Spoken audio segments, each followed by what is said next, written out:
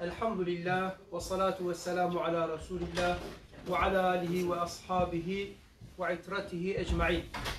Evet değerli arkadaşlar, kıymetli dostlar, hepiniz hoş geldiniz, sefalar getirdiniz, şeref verdiniz. Yüce Allah sayımızı artırsın, yokluğunuzu göstermesin. Şimdi gerek hutbelerimizde, vaazlarımızda Doğu Türkistan'la ilgili sorular soruluyor. Orada ne oluyor? Çünkü sosyal medya artık yansıdı. 2018 yılına kadar orada kurulan kamplara kimsenin haberi yoktu. Bilgi dışarıya sızdırılmıyordu. Fakat işte sosyal medyanın da etkisiyle artık oradaki zulüm, orada o kurulan kamplar biraz afişe oldu. Biraz her şey ortaya çıktı. Zulümler ortaya çıkınca insanlar merak etmeye başladılar. Şimdi gençlerin de geldi bu bize gelen soruları üzerine bu Sıhalkar kampında kalan Uygur Türklerimiz var, kardeşlerimiz var, Doğu Türkistanlı kardeşlerimiz var. Yine yanımızda Utrecht'te ikamet eden Doğu Türkistan Eğitim Vakfı Başkanı kardeşimiz var yanımızda. İnşallah sorularımızı kendisine soracağız. Biraz Doğu Türkistan'da ne oluyor? Orada nasıl bir zulüm yapılıyor?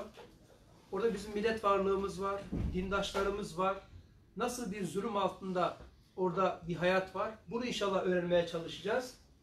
Bakınız Kur'an-ı Kerim'de bir ayet hatırlatmak isterim size. Önce nefsime sonra size. Yüce Allah Hud suresi 113. ayet ne der ki? وَلَا تَرْكَنُوا اِلَى الَّذ۪ينَ ظَلَمُوا Sakın zalimlere meyletmeyin. فَتَبَسَّكُمُ النَّارِ Ateş gelir size de dokunur. وَمَا لَكُمْ مِنْ دُونِ اللّٰهِ مِنْ اَوْلِيَا ثُمَّ لَا تُنْصَرُونَ Sizin Allah'tan başka dostlarınız yoktur. Sonra size yardım da edilmez. Yani bir yerde bir zulüm varsa zulmün adı, sanı, cismi vesaire önemli değil. Bir yerde zulmü yapan Müslümansa bile bütün Müslümanlar ona karşı durmak zorundalar. Çünkü Yüce Allah diyor ki bir yerde zulüm varsa siz ona engel olmazsanız, görmezden gelirseniz o zulüm gelir size de dokunur. Bir gün siz de o zulmü çekersiniz. İşte bunu yaşamamak için bu ayetin de bir gereği olarak şu Doğu Türkistan'da ne oluyor? Kardeşlerimize bir sormak istiyorum. Hemen slaytımızı açıp başlayalım inşallah.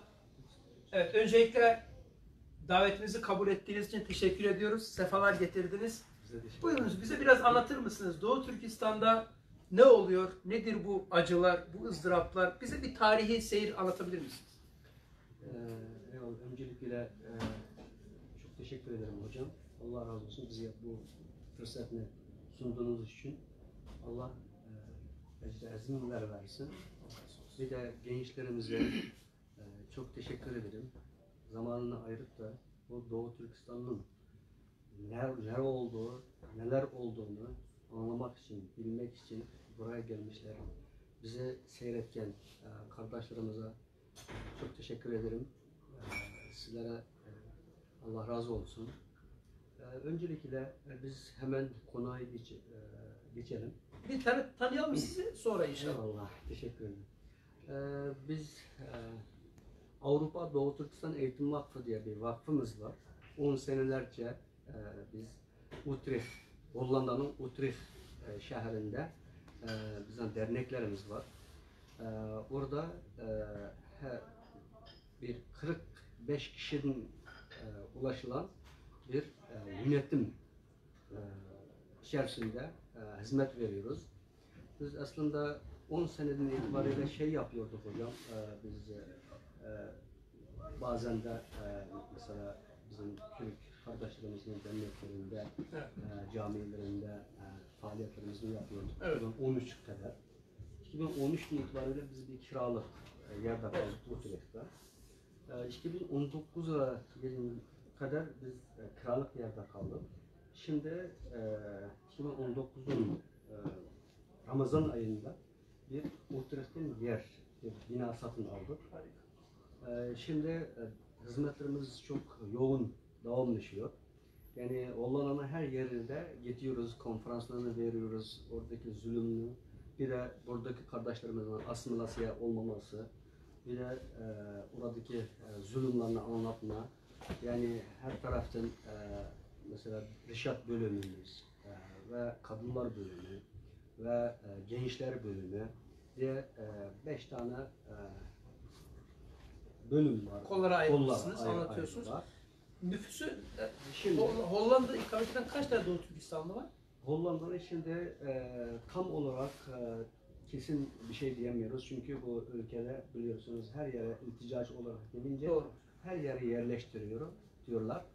Ama bizden bildiğimiz kadar 2500 civarında nüfus var. O Hollanda'nın her yerinde var.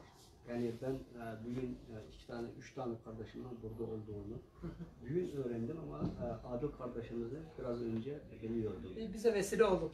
Bu vesileyle biz buraya geldik. Evet. Sizinle tanışmış olduk. Allah razı olsun. Allah fırsatlarımızı verdiğiniz için.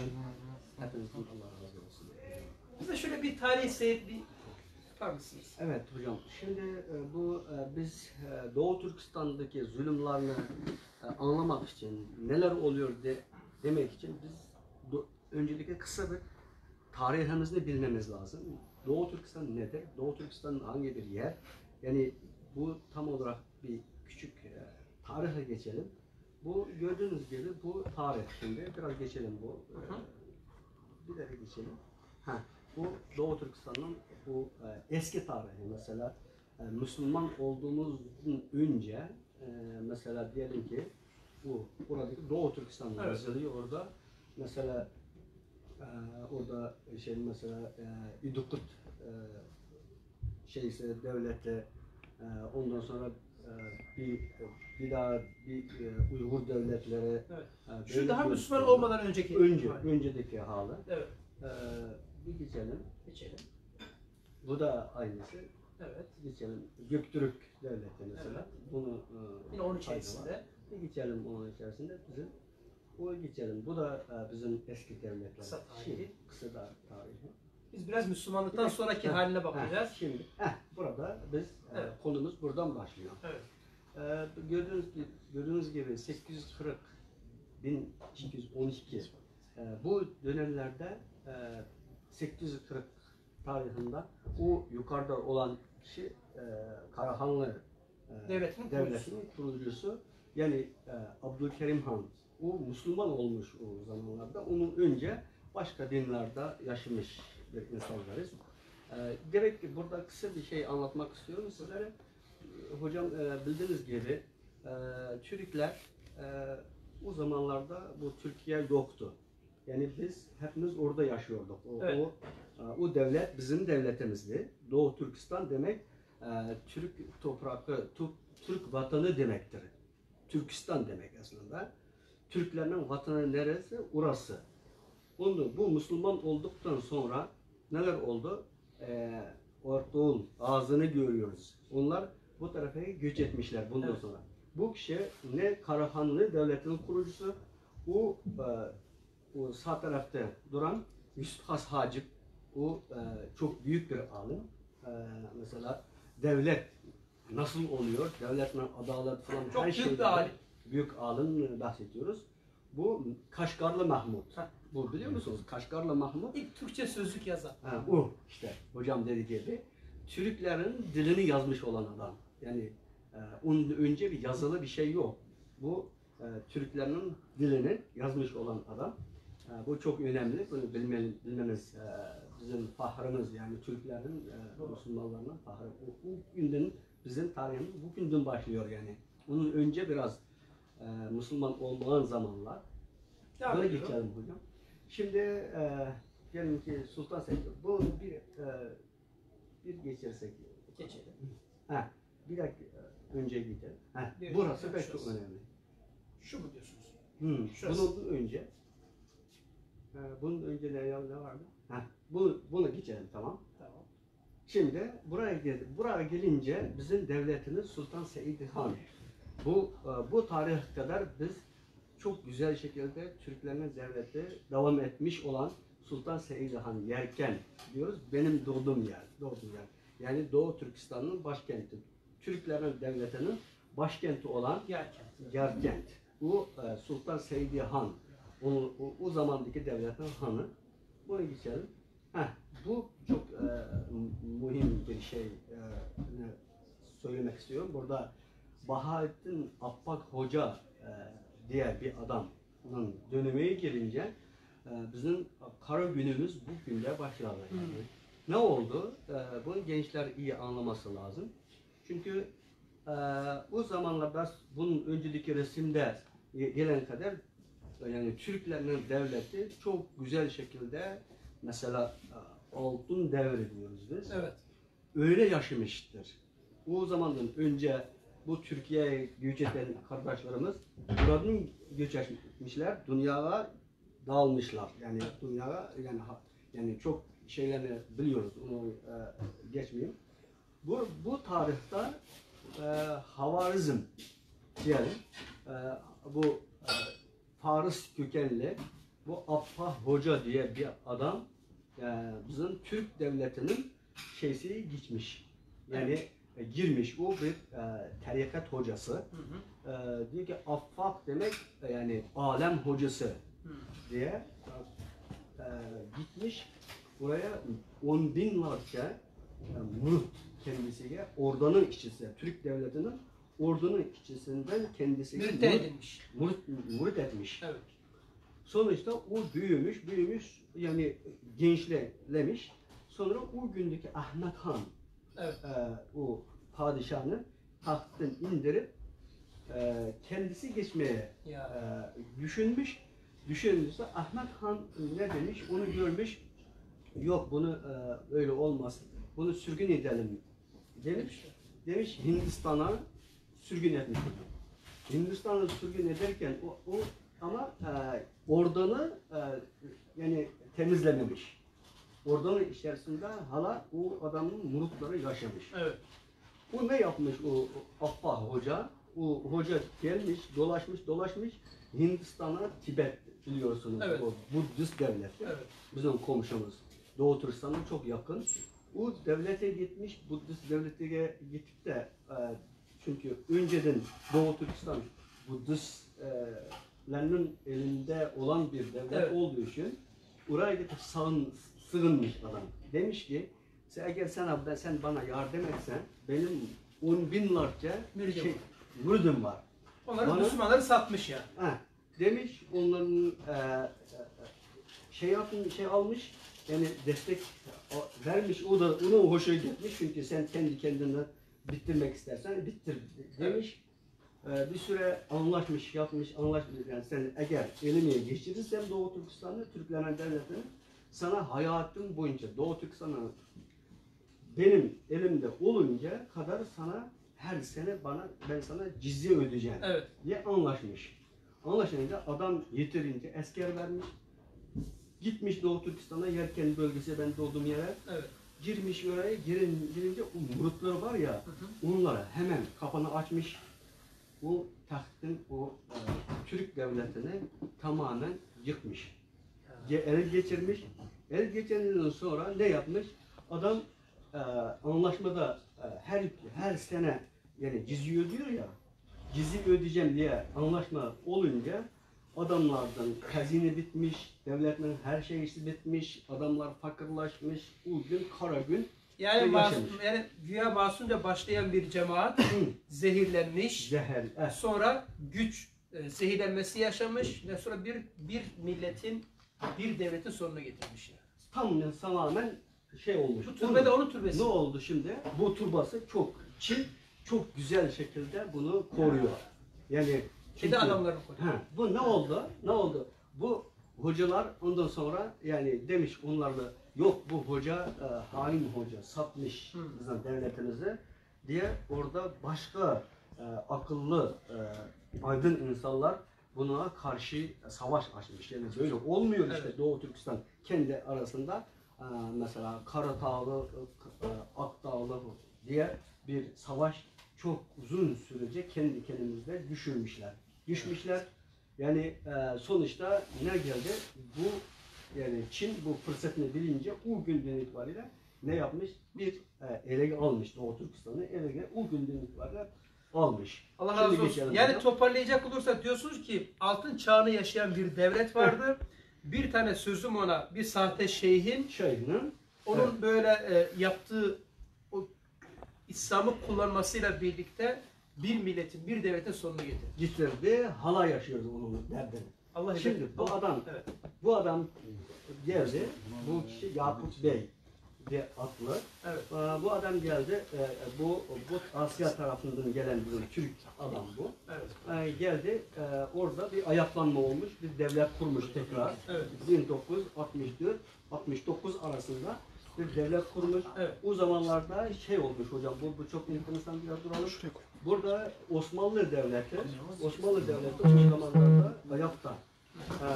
Adam beyat etmiş. Yani Doğu Türkistan Osmanlı'ya beyat etmiş. Osmanlı'ya beyat etmiş. O takdığı şey Osmanlı, o zamandaki Osmanlı'nın şeysi. Böyle. Tamam. Onu takmış sana. Ondan sonra bu adam beni ilan etmiş. Bu Doğu Türkistan şimdi Osmanlı'ya tabi. Hayır. İlan etmiş. Hutbular Doğu Türkistan'da her camilerde bu zamandaki halifenin adına Adı okunmuş. Böyle geçmiş. Böyle geçen sonra bu yani Çin durmadan bir saldırmış, bir de bu devlette yıkmış. Şimdi geçelim. Devam edelim. Beyler, Çok bakın güzel. burada bir üniversite kürsüsünde alabileceğiniz bilgileri alıyorsunuz. Lütfen tarih seyre iyi bakın. Bir yerden başladık. Şu an 1864'teyiz.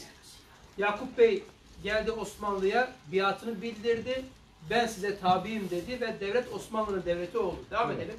Şimdi bu tarihe gelince yani Çin ele almış.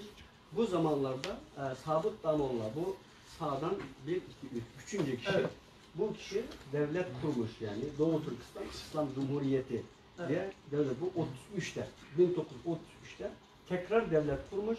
Bu zamanlarda şey olmuş yani Osmanlı yıkılmış olan yani yıkılmış diyelim de demeyelim de kaldırılmış olan bir dönem. Şimdiki Türkiye'nin elindeki zaman bu devletle kurup Türkiye'ye selam yollamış bizi tanıyın diye. Tamam. Türkiye'den bir yazı gelmiş. Al bayraktan gök bayrakta selam olsun. Selam olsun demiş. O Atatürk. Tanımış mı? Tanımamış ama. Galiba 1950. 1933. Evet. Ama daha sonra 56'da 56'ya geleceğiz şimdi. evet geleceğiz. Burada ne oldu? Bu devlette yani sadece Afganistan tanımış. Dünyada başka bir devlet tanımamış. Afganistan tanımış. Bunun sonra ne olmuş? Bu Rusya bunundan rahatsız olan yani o zamanlar Türkiye'nin hali yani kendi haliyle kalmış Meşgul, olan bir doğru. meşgul olan Evet. bir dönem. Savaştan sonra Savaştan sonra zaten ayakta çok zor bir durumda. Bu devlet de gitmiş, kaldırmış Çin ile Rusya beraber birlikte bunu kaldırmış. Sonra tekrar bu çok önemli şimdi. Bu dönemde ne olmuş? Bu Abdülkerim Han Şahzade Osmanlı'nın Şehzadesi. Bu Doğu Türkistan'a gitmiş. Doğu Türkistan'da bizim arkadaşlar, bizim o dedelerimiz oraya gidip de Osmanlı Devleti yıkıldı ama Doğu Türkistan'da kurmak istemişler. İsteyince bu istihbarat peşini hiç bırakmamış. Gitmiş, nereye gitse onun peşinde. Ondan sonra Japon'a gitmiş, Japon'u da bırakmamış. Böyle istihbarat hiç peşine bırakmayınca Şahzade Amerika'ya gitmiş. Evet. Amerika'ya gitmiş, Amerika'da bir otelde adam yani bile öldürmüş. Suikast etmiş. Orada Osmanlı dönemi bitmiş orada. Bunu da geçelim. Şimdi 1944'te tekrar ayaklanmış bizim Elihan Törer, Ahmetcan Kasım'ı onlar bir devlet kurmuş. Doğu Türkistan Cumhuriyeti diye bir devletini kurmuş. 1949'a kadar onu ayakta tutmuş. Yani çok güzel bir devlet. Her şeysiyle beraber tek Türk devleti orada bir ihya olmuş. Ama 1949'a geldi mi o yazılıyor. Bu Rusya'nın elinde Kırgızistan, Kazakistan, Tacikistan o hep devletler. Rusya'nın elinde tabii. Türkiye kendi haliyle İkinci Dünya Savaşı çok bir tehlike. Herkes yapmış. O dönemde dayanamamış Çin ile Rusya ikisi beraber Çin'e yani bu Doğu Türkistan'da bu Türk devleti burada olmamalı. Yani bitmeli. Çünkü Türk'ün devleti burada kurulsa o zaman kendi arkadaşları da kuracaklar. Benden ayrı olmak istiyorlar. Evet. O zaman bunu sen al diye Çin'e zorluk ile, Çin'in o günde öyle bir hali yoktu. Bir Ama suikast daha yapıyor. ne yapmış ondan sonra?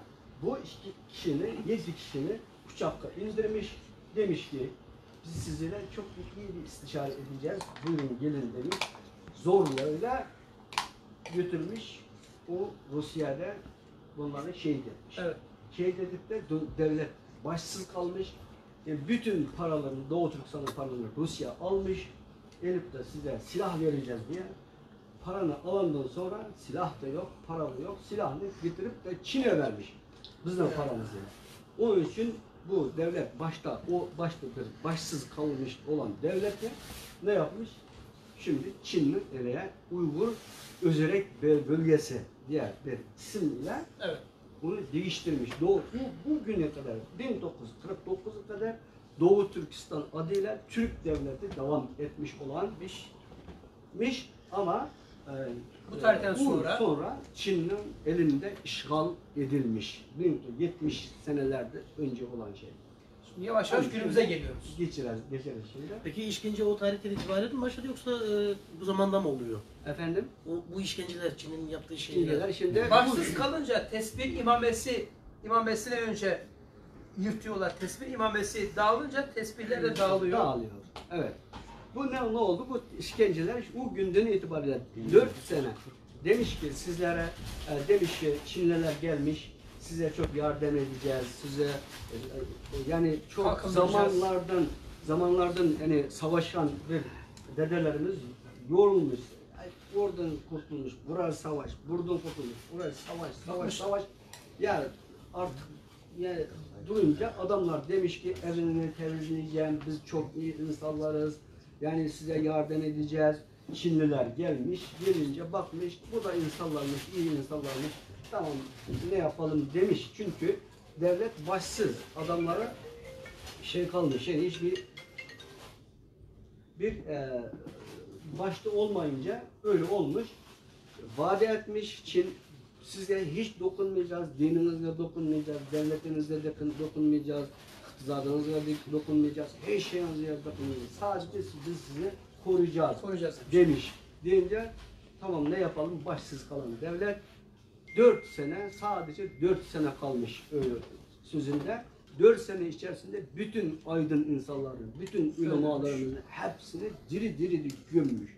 Ben o gömmüş olan o yerken ile gumu arasında, kavgalık arasında bir say var. Abimiz iyi biliyor. Bu say yani bir dümdüz bir adam yaşamayan yere getirmiş. Diri 1 milyondan fazla insanı o zamanda gömmüş. Ben Evet. yanlışım varsa düzeltin. Benim okuduğum tarihte 1945'e kadar Doğu Türkistan'da İslam hukuku mahkemeleri vardı. Evet. İslam hukukuna göre mahkemeler hüküm veriyorlardı. Yani kendi mahkemeleri 55'e vardı. kadar, 55'e kadar. 55'e kadar. Evet, evet. 55 kadar. Ondan Aynen. sonra artık eğitimin Çin tarafından artık komünist bir eğitim veriliyor. Eğitim değiştirilince yavaş yavaş artık onlar da kaldırılmaya başlandı. Yani adamlar size koruyacağız diyerek geliyorlar. Sonra tamamen asimile ediyorlar. Eğitimiyle, kültürüyle. Şimdi yavaş yavaş geleceğiz. Artık her Türkistanlı bir kişinin evine Çinli koymaya çalışıyorlar. Geleceğiz oraya. Burada sadece hocam dediği gibi 4 sene bir dokunmamış, mahkemeleri, her şeyleri yerinde durduğun ta iyiymiş ya demişler. Bu 4 seneden sonra bu içerisinde insanlar gaflete düşmüş yani. Yani kendi yani nerelerde kaldı, büyüklerimiz, aydın insanlarımız nerede kaldı onu dikkat etmemiş. Ondan sonra onları gömmüş 4 sene içerisinde. Hiç okumayan aydın insanlar kalmış, aydın insanlar bitmiş. Onun için hiçbir şey yapamamış. Hemen değiştirmiş devletin adını Uygur Özerek Bölgesi. Doğu Türkistan kelimesi o günden itibaren yasaklanmıştı. Söylemeyeceksin. Tişört giy, orada dolaş, kesinlikle hapisliksin yani. Evet. Şimdi ne oldu? Bu günden itibariyle gitmiş zulüm, böyle zulümler yaşanmış ki yani adamlar yani bedava çalıştırıyor. O günden itibariyle insanları yani bedava çalışıyor. 30 milyon insanla yani sabahtan akşam kadar yani bedava, hiç maaş yok. Yani çalıştırmış, onun için Çinlilerinin yani Çin Medine çayına çok ucuz, öyle gelmiş, onu kullanmış. Öyle çok zulümler vardı ama 80. yıla kadar 1980 yıllarda o Mao ölmüş. Ölümden sonra biraz rahatlamış insanlar. Mao yani Çin hükümeti Çin hükümeti. Başkanı. Evet, başkanı. Uygutusu. Mao. Mao. Ölmüş. O zaman ondan sonra Biraz sakinleşme olmuş. Sakinleşme Evet. olmuş. Orada aydın insanlar, alimler, yani büyük alimler biraz kalmışlar. Yani efsaneler falan kalmışlar. O çıkmış. Tekrar bir düzenleme oldu. Yani gelişme oldu. Türklük ve Müslümanlığı yani güzel şekilde bir ortaya çıktı. Sonra gelelim 2017'ye kadar öyle oluyordu, yani zulüm vardı. Aydın insanlarını öldürüyordu ama bu kadar değildi. Ne oldu? 2017 gelince bu camiler böyle yıkıldı. Kur'an-ı Kerimler hepsi toplandı, göydürüldü. Her şey bitirdiler. Ne geçelim hocam? Gerçekten biraz 28.000 camiden 3.500 caminin kamu güvenliğine aykırı olduğu iddiasıyla yıkıldığı, evet. 2017-2018 arasında ise camilerin cemaati olmadığı iddiasıyla camilerin %70'inin yıkıldığını belirtilmekte. Evet. Oyun oynuyor yani böyle. Hangi dili konuşabiliyorlar? Efendim? Doğu Türkistan hangi dili konuşabiliyor? Türkçe konuşuyorlar. Türkçe. konuşuyorlar. Türkçe konuşuyorlar. İşi bilen alimler Arapça konuşabiliyorlar. Evet, okuyanlar Arapça konuşuyor ama Alimler normal yani, insanlar, evet. normal insanlar Türkçe konuşuyor. Uygur Türkçe yani. Biz de Türkçe'yi öğrenmediktir yani. Yazı dili olarak peki Türkçe mi yoksa şey mi? Şimdi maalesef Eski Osmanlıca. Eski Osmanlıca. Çin 3 defa Şu an- bizim alfabetini değiştirdiler. Birinci bizim eski Osmanlı'nın yazı vardı ya, bu taraftan yani eski kitaplar. Onu vardı, onu okuyorduk. Bir defa alfabet, yani bu Latin alfabeti değiştirdiler. Onu tamamen onu öğrettiler, o eskisini unutturdular. O okuyamayacak hale geldiler. Ondan sonra tekrar bizim bu şimdiki kullandık Uygurca, eski Osmanlıca harf, yani Arapça harfleriyle yazacak ama o eski yazıyla çok farklı. Başka bir şekilde bize onu öğrettiler. Ondan sonra bu 2010'a gelince, 2010'dan sonra ne oldu? Bunu da kaldırdılar. Yani Çince. Mecbur Çince öğreneceksin diye tamamen. Yani eğitim sistemini çöktürdü mü bir Çöktürdü. milletin kevgire döner artık. Evet. Öyle oldu. Şimdi burada durmalıyız. Evet. Şimdi Doğu Türkistan'daki tutuklama kamplara geldik. Buyurun. Burada 3 çeşit kamp var arkadaşlar. Yani dedi ki biraz bunun önce bahsedersek 2016'nın sonunda şimdiki Şii devlet başkanı Kaşgar'a geldi ziyaret etmek için. Kaşgar'a gelip de bakıyor adam, diyor ki hala Türkler yaşıyor burada. 70 sene olmuş, siz hiçbir şey yapmamış, kendi devleti gibi bu insanlar yaşıyor. Türk gördüm ben bunu. Hemen bitirmeniz lazım diye emir vermiş. Sonra hemen ne var? Bu tutuklama kampı, bu 3 çeşit kamp yapılmış. Kaçta başlıyor bunlar? Bu 2017'de resmi başladı ama önceden var ama biraz Duyurulmuyor. duyurulmuyor. 14'ten başladı. Aslında 2013, 2014, 2015 bu zamanlarda kamp var ama öyle bu kadar değil, yani giriyor biraz şey yapıyor, kültür Biraz falan gizli şeyler yapmış. gizli, onu çıkartıyor. Yani Bir nazi kafası. ama şimdi bu kamplara geldi mi, buraya giriş var, çıkış yok kampları oldu. 3 çeşit. Mesela yukarıda diyor tutuklama merkezi diyor. İkincisi toplama kampı diyor. Biri de eğitim merkezi diyor. Eğitim. Bunu 3 çeşit oluyor. Mesela nasıl oluyor tutuklama kamp diye, bu çok tehlikeli bir kamp. Ona getiriyor adam zaten, yani bunun neden tutuklanıldığını sonra da görüyoruz. 3 çeşit kampa, 2 tanesi çok tehlikeli. Onu girdi mi tamamen bitiyor. Onu hiç kimse soramıyor. Nereye gitti, nereye bildi, hiç akrabası falan şey olmuyor. Böyle bu durumda. Araştıramıyor yani. Eğitim merkezi diye bir kamp var. meslek yetiştirme, meslek öğretiyoruz diye.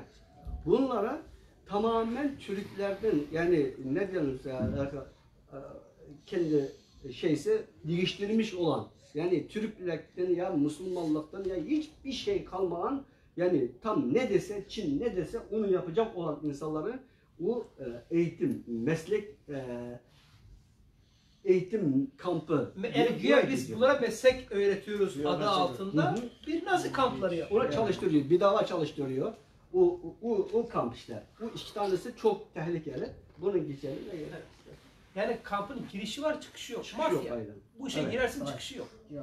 Haber Şimdi- yok abi, haber yok. Haber de yok. Haber de Kampa yok. giren adamın akrabaları Haber. haber alamıyor. Haber alamıyor. Nerede olduğunu, ne olduğunu hiç bilemiyor kimse. Ya ki cesedi de yok. Hocam Şimdi bu Ya ceset kampların, yakma fabrikalar kurmuş oraya. şimdi bu kampların çeşitli kamplar, yani onun için bu fotoğraflar koyuldu burada. Hı hı. Yani neden bu bir çeşit kamp yani. Yani bir hocam.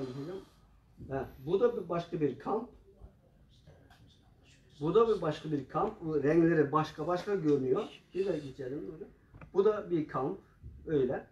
Bakın Nazi'nin yaptığı şeylere Hı. bak. Bu da Başka bir çeşit kamp. 3 çeşit dedik ya. Bütün saçlarını sıfıra vuruyorlar sanki şey. Evet. Ya, bu da bir çeşit. Bir çeşitli. Şimdi bu kamplara neden götürülüyor? Mesela neden, sebebi ne? 26 tane sebebi varmış kampa getirilme sebebi. Sebep nedeniyle bu bir adamın 10 sene önce bir başörtülü oldu haberi anlamış. Onun için kampa getirmiş. Yani. Sen önce bir adam sigara bırakmış, onun için götürüyor. Bir adamın yurt dışında akrabası oldu diye onu götürüyor. Yani o tutuklama kampına götürüyor onları. Mesela 26 çeşitli adamın. Ama başka insanlar var, bir gençler var. Mesela Çin ne dedi onu yapıyor. Neredeyse onu yapan, yani mankurtlaşmış olan böyle insanlar varsa onu meslek yetiştirme kampı diye orayı çalıştırıyor. Geç gündüz onu çalıştırıyor. Çıkış yok oradan. Öyle adıyla böyle. Şimdi bir parantez açacağım ben. Şu Kur'an-ı Kerim'de Ashab-ül Uhdud diye bir bölüm geçer Buruç suresinde. Orada bir dönem bir zalim tarafından, zalim bir insan tarafından bütün Müslümanlar, müminler bir kuyun içerisine atılıyorlar, içine ateş doldurup öldürüyorlar. Onu okurken bir de Doğu Türkistan'ı düşündüğümüz zaman şöyle bir fark görüyorum. Bir adamı öldürürsün, ölür gider. Bir defa ölür. Ama şimdi bakın burada şu ikinci maddeye bakar mısınız? Mesela Doğu Türkistan'daki zulümden kaçıp Türkiye'ye yerleşen veya buraya gelen başka bir yere yerleşenler var. Senin akrabaların kaçtı diyerek onu oraya alıyorlar. Evet. Buradaki adam diyor ki burada kalsam aklım orada kalacak. Gitmesem ben yurt dışına gitmişim diye benim akrabalarım almış orada zulmediyorlar, işkence yapıyorlar. Yani ne bir hayat ne bir ölüm ikisi arasındaki bir yer ya. Evet. Çok zor bir durum ya. Ne yapacaksın yani? Ne yapacaksın ya? Yani duracak mısın yani bir şey böyle orada. Ya sen kaçıyorsun, babanı tutukluyorlar orada işkence yapıyorlar. Gitmesen babana işkence yapacaklar. Gitsen seni de öldürecek. Evet. Esasında hocam bu ikinci maddeyi biz daha düne kadar bizde de vardı. Yani orada evlerinde ailenden bir İmam Hatip mezun olduğu zaman orada evine giremiyordun.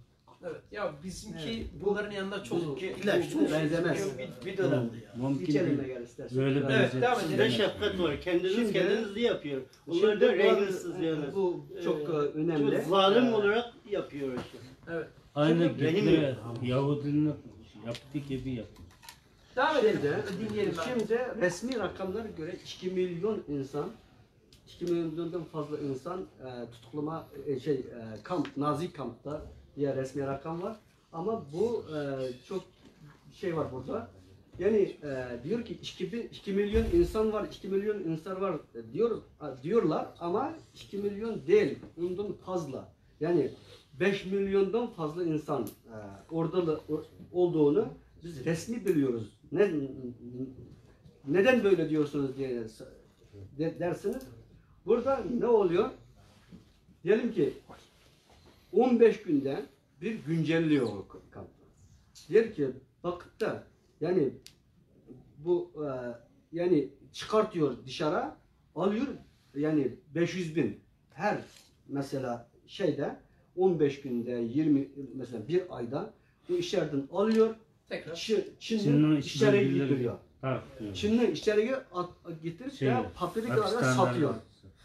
Paprikalara satıyor. Onun nerede olduğunu, kimden nerede olduğunu 3000 kilometre uzakta, 5000 kilometre uzakta. O adam bilmiyor, Çince bilmiyor, hiçbir şey bilmiyor, çalışmaktan başka bir şey bilmiyor. Yani öyle satıyor o paprikalara. Ya göçe zorlanıyor ya da oraya satılıyor. Satılıyor Or- orada. organ Biz biliyoruz hocam. Şeyden Satılıyor. alıyor. Şu an özür dilerim. satıyor. Sadece İstanbul'da kaç bin İki taraf. Doğu Türkistan var biliyor musunuz? Sadece İstanbul'da 35.000 tane Doğu Türkistan var. Sadece İstanbul'da. Evet. Şimdi bu güncelliyor. Onun için yeni adamları alıyor içeri. Ve o Çin'in içerisine gönderiyor. Yeni adamlarını alıyor.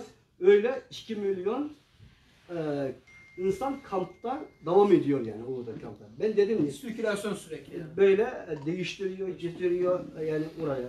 Onu demek istiyorum. Şimdi bir şey var. Onun önce dijital mahkeme diye bir şeyde duydunuz mu bilmiyorum. Doğu Türkistan'da Çin Ürümçi'de onu uyguluyor. Yani ne demek o? Bizim herkesin telefonuna bir app Geliyor. gün Adam seni mahkeme bile çağırmıyor ya. çağırmıyor, bir şey yapmıyor. Görüntülü üzerinden kendini savun diyor. İşte o. Böyle yapıyor hocam. Diyor ki yani bir polis görüyor, telefonunu güncelliyor, bakıyor. Senin telefonunda bu app yokmuş diye seni kamp alıyor. Mesela bu app mecburen olmalı. Çünkü senin bütün konuştuğun, kimle konuşuyorsun, ne yaptın, mesela nereye gidiyorsun, camiye mi gittin, nereye, bunu Takip ediyor aslında. takip ediyor. Ondan sonra puan veriyor. Yani güvenli vatandaş, güvensiz vatandaş Çinli. Öyle adıyla bu rakam düşüyor, çıkıyor, düşüyor, çıkıyor. 15 gün ya 20 günde güncelliyor dedim ya. O bir rakama çıktı mı hemen o listeye çıkıyor. Listeye çıkınca o liste gidiyor adamın adresine. Diyor ki polise veriyor bu şey liste. O polis de bilmiyor neden bu adamı tutukladığını, insan kendisi de bilmiyor. Yani diyor ki senin liste gelmiş, ben de bilmiyorum. Hadi git. Kampa giriş var, çıkış yok. Öyle yani bu hiç kimse bilmiyor. Neden tutukladı, neden gitti bu adam onu bilmiyor. Yani bir sorun daha olacaktı. Bir de şey diye duydum yani sokakların her yerinde kamera var. Ne yapıyorsa ona böyle puanlama var. Puanlama o da var ama ondan İşte tehlikesi aplikasyonla da. sen dediğin gibi çok şeyler var süreci ama benim çok dikkatli olduğu şey bu dijital mahkeme. Yani seni tutuklasa en azından sen biliyorsun bir şey Yani yaptın. ne yaptım bilmiyorum bile. Sen bilmiyorsun sen. Yani tutuklanan adam da bilmiyor. Hükümet de bilmiyor. Sadece o güncel senin app var ya bir şey. Bu sana karar veriyor. Onu getiriyor. Ne yaptı bilmiyor. O çok tehlike. Her yerde kamera var. Mesela adam diyor ki bir evin içerisinde bir Çinli köpek var. Oturuyor. Diyor ki yani erkeklerini alıyor içeri. Yani bir kendi gurur, insan gibi, Türk gibi ya da Müslüman gibi davranan küçük bile bir nedeni olursa bu yok işte. Ev başsız kalıyor. Bir tane köpekle yerleştiriyor. Çinli köpekle. O oturuyor. Biliyorsunuz Çinliler her şey yiyor. Yani estağfurullah affedersiniz burada da yemekler var onu konuşmaktan çekiniyorum yani. Diyor ki bu farenin yani şeysi var mı? Yani sahibi var mı? Onu yiyeceğim diyor. Diyor ki hanıma evdeki çocuklar var. Yani evdeki çocuklarını almış zaten. Diyor ki bana bu fareyi pişir getir diyor. Yani ne yapmalı? Çok insanlar bir kardeşimiz bu camide bana soruyor. şimdi bak. Ben de sordum. Çok kardeşlerimiz, bayanlarımız kendini intihar etmiş dedi. Doğru. Çok insanlar, çok hanımlar kendisini intihar etti. Diyor ki sen ne yapmalı? Diyor ki sen bu köpekini pişir ya da bir farını pişir ya da başka bir yani şeyini pişir. Onu da yetmiyor. Gel ye diyor. Benimle beraber yiyeceksin. Yo Türk bir Müslüman nasıl fare yiyecek? Öyle olduğu için birçok bacalarımız, hanımlar kendisini intihar etti. Ev kameralı, bir şey yapamıyor. Bu yemek pişirilen bıçak var ya, o bıçakla zincirli, çipli, onu hiçbir şey yapamıyor. Adı hep şey yazılı. O mutfakta kalıyor sadece. Evet. Mutfakta zincirle bağlıyor o şeyi. Bıçakta He. duvarda zincirle bağlı. Bağlıyor. Dışarı falan çıkaramıyor. Çıkaramıyor. Yani hem Yani korkaklar hem zalimler. zalimler. Evet. Ya subhanallah, iman ile küfür, bu küfrün karakteri hiç değişmiyor. Peygamber Efendimiz'e Mekke döneminde yaptıkları şeyi aynısını yapıyorlar. İsrail ilk Filistin topraklarına geldiği zaman yalvar yakar geldi. Abi dedi, ağa dedi, paşa dedi. Yavaş yavaş güçlenince onları bu sefer görmezden geldi, zulmetmeye başladı. Bu da böyle, bakın tarihi seyri unutmayın sakın lütfen. Evet. 44'lerde ne taleple geliyorlar, şimdi nasıl bir durumdalar? Milletin mutfağına giriyorlar, onun bıçağına karışıyorlar, evdeki fareyi yemeye çalışıyorlar vesaire. Kendisi yesin de zaten yiyorlar onlar. Yesin gitsin ama sana da yedirmeye çalışıyor. Sana pişir, bir de pişir. O da yetmiyor, sen de yiyeceksin diyor. Bu nasıl bir şey? Evler tam Çin evleri olacak. He. Hocam şey diye duydum, her odada şu Şirin Pelin'in bir fotoğrafı olacakmış. Her odada. Aynen öyle, o da var zaten. O da doğru mu? O var. Siz Doğu Zaten çok bir Türkistan'da şeyler var. yazsanız Google'a çıkıyor. Bu hep şeyini biz konuşamıyoruz da. O zaten siz gördüğünüz şeylerin hepsi doğru. Yani hepsi, yani bir çok az geliyor, daha fazlası var ama ben çok önemli olan şeyleri anlatmak istiyorum. Çünkü zamanımız Evet. çok geç oluyor. Şimdi yani nasıl yönetiliyor diye Biraz bahsettiniz nasıl olduğunu. bunu Dijital zaten sistem söyledim. tarafından. Bunu geçelim eğer istersen. Tamam. O şey olsun, bir o şeyi gördük ya, bir çocukları. Bu çocukları evlerden alıyorlar. Yani alıp da böyle yetiştiriliyor. 2 milyondan fazla çocuk böyle yetiştiriliyor. O Çinli kıyafeti, Türk kıyafeti değil o. Çinliler öyle görüyor. O Çin öğretmenliği veriyor. Anne babasına hiç konuşmak yasak, göstermiyor. Yani bu büyüse şimdi Türk düşmanı oluyor.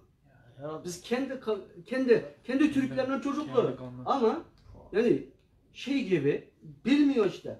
Yani yap deyince yapıyor. Ne yapıyorsunuz sonunda? Bu çok en tehlikeli olan bir şey buydu. Evet, geçelim hocam. Evet. Şimdi sahte Uygurlar konusu var. Bu tehlikeli. Sahte, yani Çinlilere 1 milyon kadar, yani Çinlilere Uygur Türkçe öğretmiş, danslarını öğretmiş, her şeyini öğretmiş. Sanki Uygur Göstermek için. Türk'üymüş gibi göstermeye çalışıyor. Göstermek için. Şimdi bunu Bakmaz. bakalım. Kendi kültürünü Evet, öğretmiş. bunu Onlara bakalım. bir tanesi. Hiçbir şey olmamış Bir gibi. bakalım şöyle tik yapalım. Bu oynuyor şimdi. Bu Ha, öyle Çinli mi? değil ha. Bir yapsak şunu. Uygur değil. Heh. Bak bu Çinli bu. Siz tanımıyorsunuz. Biz Ama tanıyoruz. Türkçe öğretilmiş, Müslüman gibi Müslüman Albislerine süsü verilmiş. Uygurca elbis giydirmiş. Mesela Türkiye'den bir adam gitsin, Türk devletlerinden bir adam gitsin görmeye ya da Avrupa'dan ya da dünyanın her yerden getiren insanlar nerede Uygurlar diye hemen getiriyor bunu. Kendi Konuşuyor. insanlarını böyle Getiriyor. Uygurca giyindirip gösteriyor. Şimdi bu çok tehlikeli. Onun için yani biz resmi kurumlar var, tarihi olan kurumlar var. Böyle bir şeyler isterseniz bizden bilgi almanız lazım. Her devletlerde eski dernekler, eski Doğu Türkistan dernekler var. Şimdi yeni insanlar bundan olabilir. Bilmiyorsunuz yani biz gördük mü biliyoruz o. Buraya baktığında Şimdi- dersin ki adamları keyfi yerinde dans yapıyorlar Yani işte. bu- Bir sorun yok diye. Sanki Ama Uygur- kamplarda Uygur her değil. zaman 2 milyon insan bulunduruyorlar ne olur ne olur. Araştırmayın. Çinli bu bilmeyince- Çinli. Bu Öyle sahte Uygurlar. Uygur değil bile bu. Uygur değil, sahte Çinli. Çinli'nin size Uygur Türkçe konuşturuyor. Bilmiyorsunuz. Yani biz çok korkuyoruz ki 10 seneden sonra yani bu Uygur Türk'ümüş diye bir Çinli'ne kardeşim diyebilirsiniz. O çok tehlikeli. Ona dikkat etmemiz lazım. Geçelim hocam. Burada şey de Şimdi veriyor hocam. çözüm önerileri. Kurtuluş Savaşı'ndan sonra Türkiye'nin nüfusu 13 milyon gibi biliyorum ben. Doğru. Bunun 11 milyon gerçek Türklerdi. Geri kalanlar da Yahudi ve Ermeni asıllı. Bu 11 milyon gerçek Türkleri Anadolu'da açlıkla, sefaletlikle sürdüler. Ve öbür diğer kısım olan 1 milyon kişilik nüfus da en iyi makamlara, en iyi yerlere gelerek Şimdi ekmeği ülkeyi yani bu biraz kaymağını daha yiyor. Evet. Evet. Her yerde aynıdır küfrün dili, yöntemi. Evet, devam edelim. Şimdi çözüm önerileri diyoruz. Geçelim acil ne yapabiliriz diye. Ne yapabiliriz? Evet. Bunda 3-5 çok önemli Madde şeyler var. var. Bununla ne yapmalıyız? Mesela şu an Nazi kamplarının Nazi kamplarındaki Türkleri kendi evlerine dönmelerini Bırakmazsa. serbest bırakmaları. Ha. Şimdi o Çinlilerle çıkartması, biz onu her yere anlatmamız lazım. Bu çok tehlikeli bu. Bu. İki, burada Çin'in içerisindeki uzak bölgelerine gönderilen Hı. tutuklu kadınlar ve çocukların nerede olduğunu ilan edilmesi ve kendi ailesine döndürülmesi. Bu çok Bunu istiyorlar. Çok mühim. 3. Sivil toplum kuruluşları ve halk olarak yabancı dillerde Doğu Türkistan'daki zulmü her türlü medyalarda yayınlanması ve her türlü yerlerde konferanslar düzenlenmesi Düzenlenmesi lazım. çözüm Bu önerisi. çok önemli. Şu an yaptığımız inşallah bir ameli salih. Evet, çok güzel. Bu çok yerinde yani. Ben duydum, anladım. Bu hemen geldim yani. Bu çok önemli olduğu için, önemli bir şeyler yapıyorsunuz. Şimdi bize faydası olur. Şimdi Çin çok korkak. Böyle bir şeyleri duyunca korkuyor. Diyor ki, bak işte adamlar biliyor bizim yaptığımız şeylerimizi diye. Bu faydası olur. Bir şeyini az yeriz yani. Şimdi 4. Devletlere ve partilere bu zulmü durdurun diye dilekçe göndermeliyiz. biz şimdi gençlere düşen şey, herkes yazabiliriz burada. Yani bu devlete mail yazalım. Oradaki Uygurlar diyelim. Uygurlara çok yani zulüm oluyormuş. Bunu siz demokrasi diyorsunuz. Oradaki insan hakları var. O ihlal ediyor. Onu siz bir şey yapın diye herkes bir taneden mail yazsın. Ayda bir tane mail göndersin. Yani devletlere. O ne olacak? Ona faydası olur.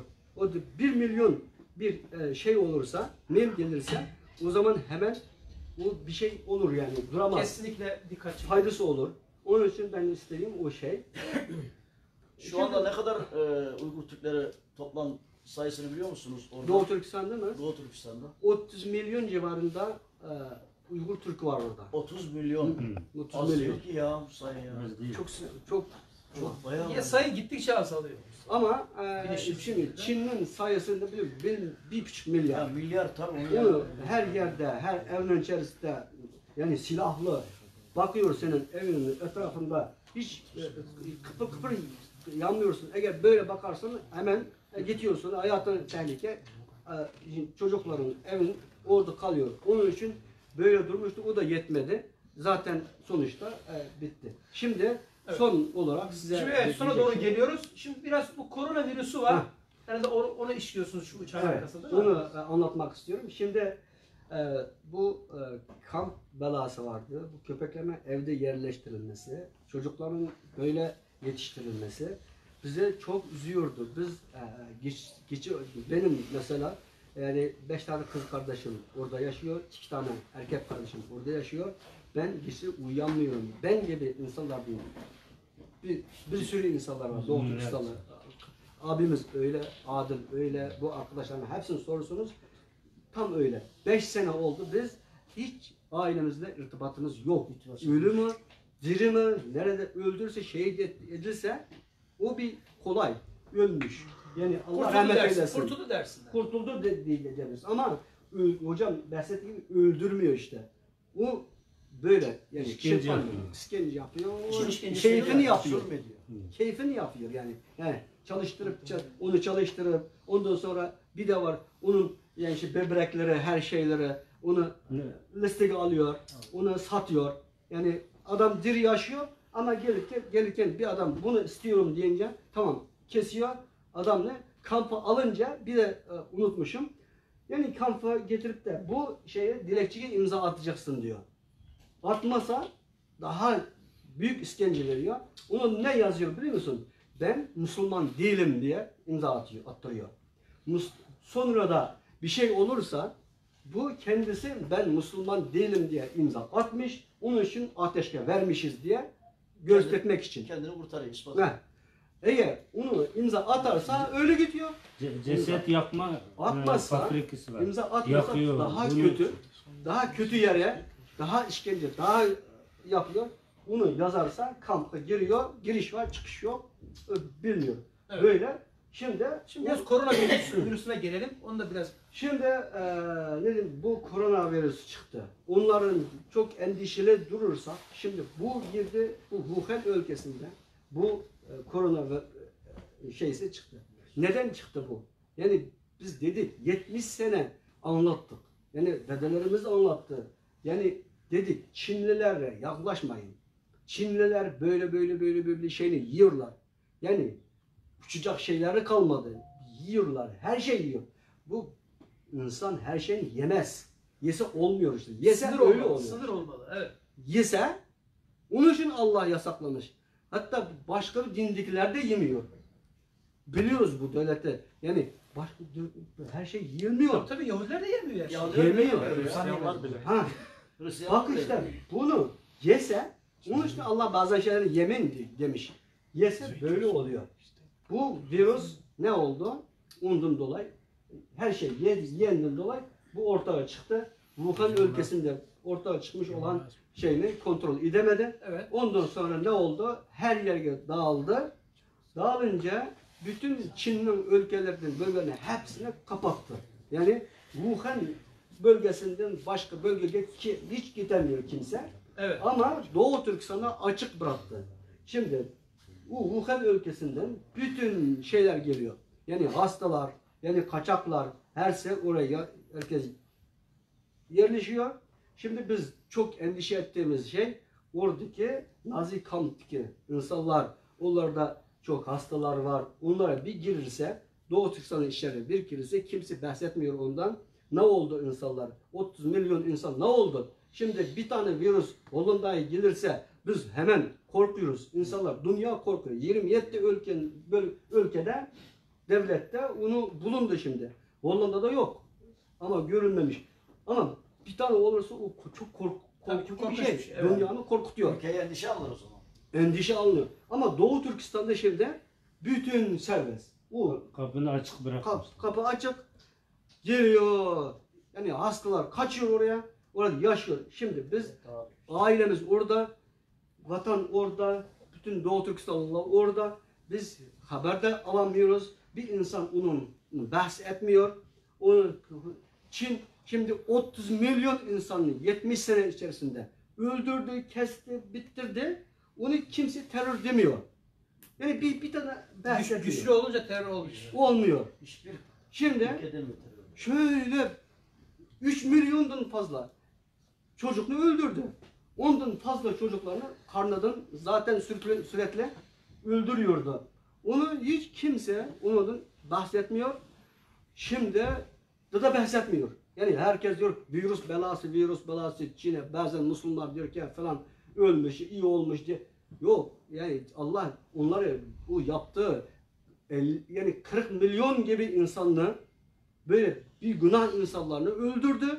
Onun için Allah vermedi balasını. Daha vermedi. Tamam. Onlara daha gelmedi. Bu sayı fragman. Şimdi bu şey ne oldu? Doğu Türkistan'ın içerisine soktu. Oradaki adamlardan kimse bahsetmiyor. Lütfen Allah aşkına bunu izleyen arkadaşlarımız sizlere lütfen bir medyada bunu duyurun. Yani elinizden geliyor. Bir paylaşım varsa Paylaşın, beğenin, yapın. paylaşın, duyurun sesinizi. Evet. O da Hollandaca bildiğin yazın, İngilizce yazın, Türkçe yazın. Her dillerde, bildiğiniz dillerde lütfen bunu duyarın. Yani Allah kıyamet günü hesabımız kolaylaşır. Hocam Evet. daha iyi biliyor. Ama kıyamet günü ne yaptın? Sen bu bilgilerden anladığından sonra, bilenden sonra yani sen ne yaptın derse ben böyle yazmıştım, duyarmıştım. Ve Ali Radıyallahu anh'ın sözü gibi eğer engelleyemiyorsunuz zulmü, onu Bari. duyarım. Bari duyurun. ve duyurmaktın Hazreti hiçbir diyoruz evet. duyurmaktın hiçbir şeyimiz yok yani. Duyabiliriz. Yani paylaşabiliriz. Bir saniyede bunu yapabiliriz her şeyini. Bir de bir mail yazabiliriz. Her devlet başkanlara, her devlet hükümetlere, partilere onu yazalım. Bu böyle bir şey varmış. Bunu neden bir şey yapmıyorsunuz? Gençler bunu Susuyorsunuz halleder inşallah. diye. Bu şeyleri siz genişler olarak Yardımcı bunu olmuş olur. izleyen arkadaşlarım lütfen sizlerden çok rica ederim, istirham ederim. Bizlere böyle yapın. Bu zulümlerini yani duyurun. Evet. Allah sizlerden razı olsun. Allah razı olsun. Biz çok teşekkür ediyoruz. En son bir ayetle bitirelim. Bismillah. Yuridûne en yutfû nûrallah. Vallahu mutimmu nûrihi velev kerihel kafirun. Onlar Allah'ın nurunu söndürmek istiyorlar. Fakat Yüce Allah nurunu tamamlayacaktır. İnkar edenler, kafirler bundan hoşlanmasalar bile. Allah Kur'an'dan, İslam'dan bizleri ayırmasın. Bu mazlum kardeşlerimizi hürriyetlerine, özgürlüklerine kavuştursun inşallah. Ve ahru davana elhamdülillahi rabbil alemin. El Fatiha.